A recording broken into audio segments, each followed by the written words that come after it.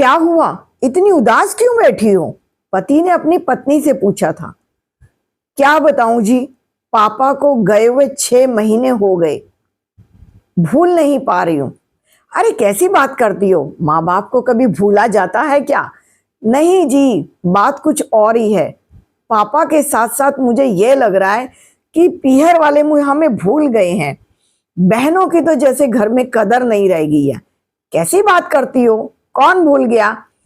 घर से 6 महीने में कोई फोन नहीं आया। अगर मैंने कोई फोन किया है भाभी को तो भाभी ने भैया से बात ही नहीं कराई है। और माँ माँ के पास कौन सा फोन है? उन्हें कौन सा फोन चलाना आता है? क्यों, तुम्हारे भैया के पास कोई फोन नहीं है?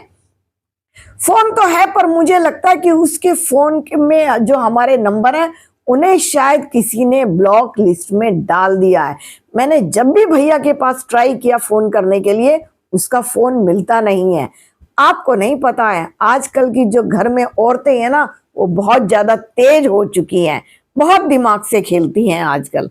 तो क्या चाहती हो, परेशान क्यों हो, ये तो बताओ। कुछ नहीं चाहती जी, तीज का त्योहार आ रहा है, मैं तो समझ जाऊंगी, मैं तो बड़ी हूं, पर जो मेरी 2 छोटी बहनें हैं उनके दिल को कौन समझाएगा? वो मेरे से बात करती हैं, वो पापा को बहुत याद करती हैं। तो मुझे बताओ ना भाग्यवान, कि तुम क्या चाहती हो, कैसे शांत होंगी, और क्या चाहती हैं तुम्हारी बहनें? कुछ नहीं चाहती जी, बस ये चाहती हैं कि तीज त्योहार पर उनके घर भी कोई जाकर खड़ा हो जाए। वो गले मिलकर रोना चाहती हैं, वो किसी से कुछ भी नहीं चाहती हैं। तो मुझे बताओ, पति ने फिर पूछा था, मुझे क्या करना चाहिए, मैं तुम्हारा कैसे साथ दे सकता हूँ? आप मेरा छोटा सा साथ तो दे ही सकते हैं। देखो, मैंने कुछ ये कपड़े लत्ते सामान निकाल कर रख दिए दोनों बहनों के लिए। फिर बस तुम मुझे एक दिन के लिए मेरी बहनों से मिलवा कर ले आओ। बड़ी ने तो कहा है कि मैं खुद ही आ जाऊंगी दीदी आपके पास घर में। बस मैंने उसको संडे को बुला लिया है।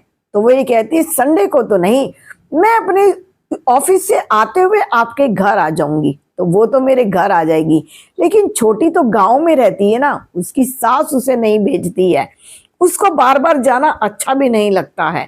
तो छोटी के घर मुझे लेकर चलोगे ना तुम? हाँ हाँ बिल्कुल, ऐसी कौन सी बात है। अरे रिश्ता तो मेरा भी है ना उनसे, तुम्हारी बहन है तो मेरी साली भी लगती है। साली क्या, छोटी तो छोटी है, मैं चलूंगा तुम्हारे साथ।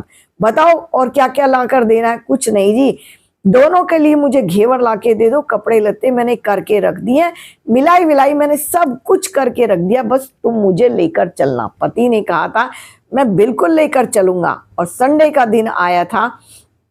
संडे के दिन छोटी बहन आ गई थी दीदी, और आकर गले से लग गई थी और गले लगकर खूब रोई थी।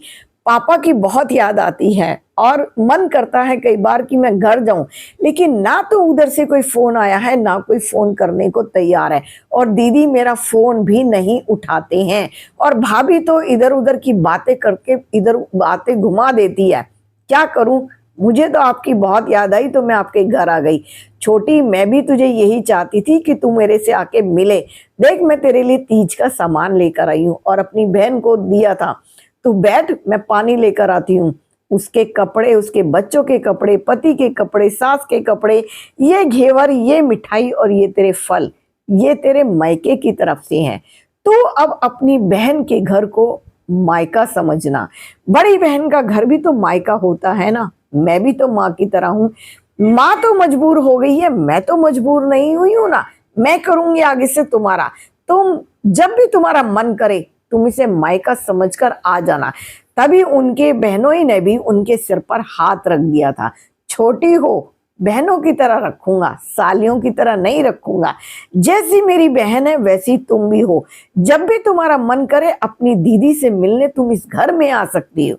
और उसके बाद 2 दिन के बाद तीज वाले दिन दोनों पति पत्नी तैयार होकर अपनी छोटी बहन को देखने पहुंच गए थे। छोटी बहन गांव में घास फूस कर रही थी अपने पशुओं को, और वो जैसे जाकर देखी थी, हाथ धोकर आ गई थी दीदी और गले मिल गई थी और बहुत जोर जोर से रोने लगी थी। दीदी, पापा बहुत याद आते हैं।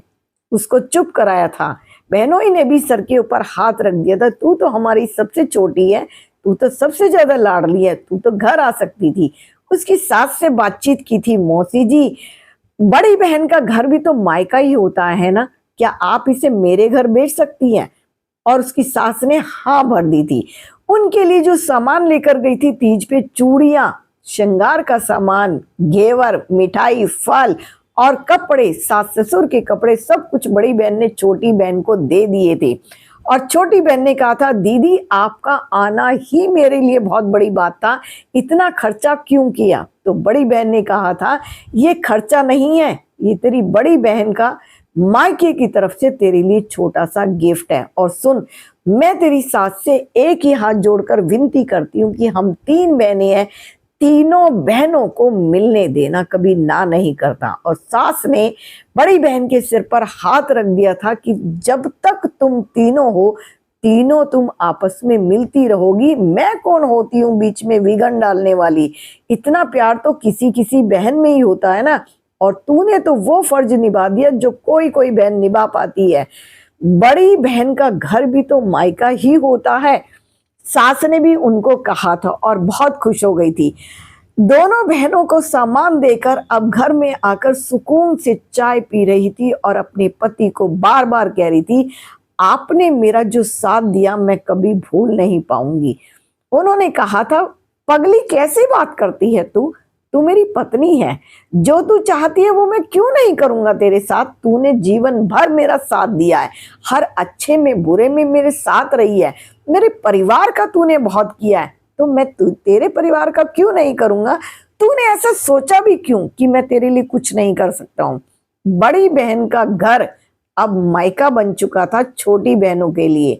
तो आप भी मुझे कमेंट्स करके बता सकते हैं कि जिसके घर में उसके परिवार वाले या भाई भाभी साथ नहीं देते, क्या बड़ी बहनें मायके का फर्ज निभाती हैं?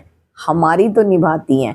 कमेंट्स करके बता सकते हैं किस किस के घर में मायके का फर्ज बड़ी बहनें निभा दिया करती हैं। बड़ी बहनें माँ की तरह रोल अदा करती हैं, अपनी छोटी बहनों से प्यार करती हैं और उनका जो भी उनसे बन पड़ता है वो उनको दिया करती हैं। किस किस की घर में बहनों का इतना प्यार है, क्या आप मुझे कमेंट्स करके बता सकते हैं? क्या बड़ी बहन ने सही किया कि उसने अपनी छोटी बहनों का ध्यान रखा? आप कमेंट्स करेंगे तो मेरा उमंग उत्साह बढ़ता है। आपको अगर ये वीडियो अच्छी लगती है तो लाइक कीजिए, शेयर कीजिए, सब्सक्राइब कीजिए। खुश रहें, मस्त रहें, व्यस्त रहें और रिश्तों को बड़े प्यार से संभालें। हो सकता है एक दिन भाई को भी ये पता चले कि तेरे फोन में शायद कोई सेटिंग की गड़बड़ हुई है। हो सकता है कि शायद उसकी भाभी भी इस बात को समझ पाए और माँ तो शायद मजबूर हो चुकी है, लेकिन बहनों का मायका हमेशा बनाए रखिए।